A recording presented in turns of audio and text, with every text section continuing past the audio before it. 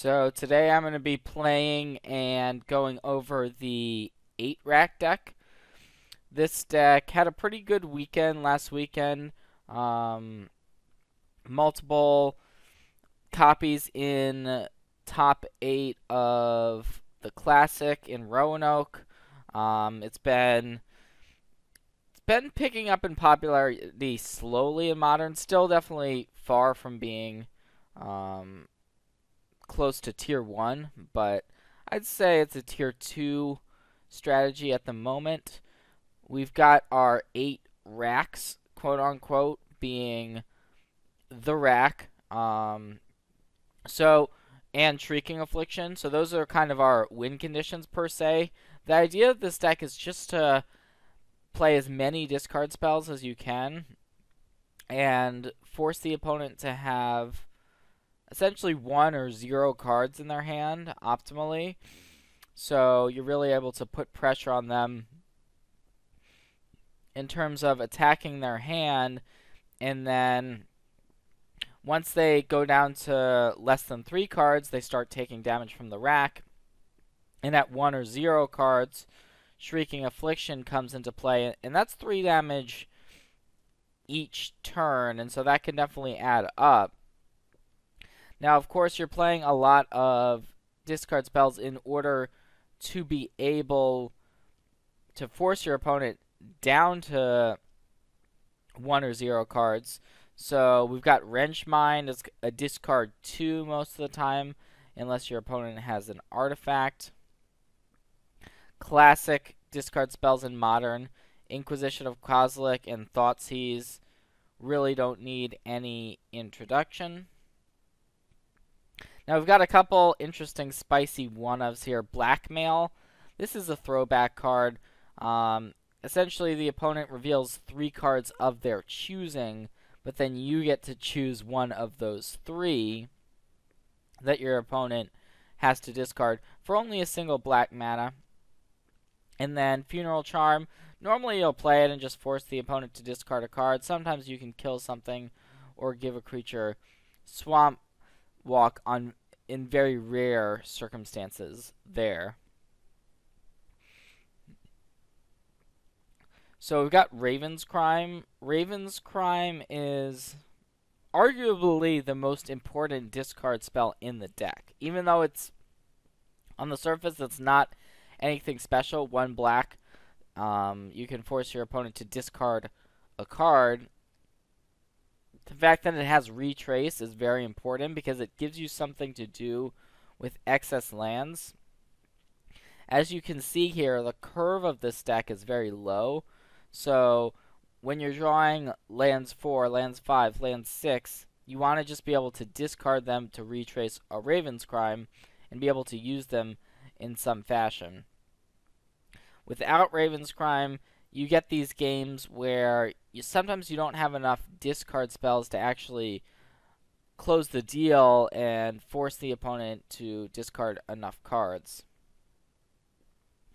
So you also want ways to control opposing creatures and threats from the opponent. Now, the issue with this type of strategy generally is you don't have that many ways to impact the board. So if your opponent does get a threat in play and you're holding a handful of discard spells, okay, that may not work out that well. But we do play a number of creature disruption cards. So we've got 3 copies of Fatal Push, and you'll see another one in the sideboard as well. But one of the key cards of this type of strategy is, of course, Smallpox. So Smallpox kind of does a little bit of everything. It's a discard spell. Then you're able to make your opponent sacrifice a land, sacrifice a creature. So it's very, very useful in a lot of spots. Oftentimes it's your best card. And then don't forget that each player also loses a life. So there are 4 effects on Smallpox. And it's a really sweet card. Your opponent, if they just have 1 creature in play and you play this, it's pretty backbreaking. You don't care as much about sacrificing lands most of the time because your curve is so low.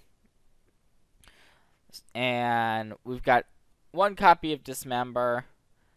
This Nezumi Short Fang, another sweet one of, a source of reoccurring discard, though we're not playing that many creatures in this deck. In fact, just the one Short Fang in the main deck. So it's worth noting that it's likely to eat a removal spell in game 1 situations. And we've got 4 Liliana the Veil. This is a classic, both creature control card and discard card, and just one of the best cards in Modern, arguably the best planeswalker in Modern. And so there are 4 copies here. As one of our win conditions, our 3 mana cards. It kind of does a little bit of everything. And, yep, pretty straightforward to play 4 Liliana of the Veil. And then there's also 1 Ensnaring Bridge. So this is a card you don't normally see outside of Lantern Control, but it works here. There's games where you can play a bridge and it can actually stabilize you, and sometimes it wins the game by itself. So there's only 1. It is going to be high variance and very matchup dependent, but there's also, as far as win conditions, we do have a lot of swamps in the main deck because we're mono black, alongside 4 Urborgs. There's also 4 copies of Mutavault, so we can get the beatdown going with this man land, and that actually does come up a reasonable amount of the time once you get to turns 4 and beyond that. Looking at the sideboard, we've got a bunch of different options here. So, Spellbomb, 1 piece of Graveyard Disruption alongside the 2 Surgicals. So, we have some ways to disrupt the opponent's graveyard. Kind of, maybe if our opponent's on a combo deck, we'll board in the Surgical, and we can potentially Surgical away a key combo piece. There's 2 Asylum Visitors here, so if a player does have 0 cards, then we get to draw an extra card. So it's a mana dork. Sometimes you can madness it in certain spots. And yep, 2 mana 3/1. It can get the beats going if you need another win condition. Couple Ratchet Bombs, versatile removal. This deck doesn't have any main deck good ways to deal with, like, enchantments, for instance, or artifacts even. So this is kind of a way to get rid of permanents you might not otherwise be able to answer. Bantu's Last Reckoning. Sometimes you want a sweeper against those creature go-wide decks. Bantu's Last Reckoning really shines. Nixithid is another removal spell. It's a pretty quick clock, so if your opponent is boarding down on removal spells, you may want to go with cards like Asylum Visitor, cards like Nixithid, and not rely as much on the Wreck and Shrieking Affliction. And then there's also 3 Delirium Skins. This one is interesting. So each player, for 3 mana, each player discards 3 cards.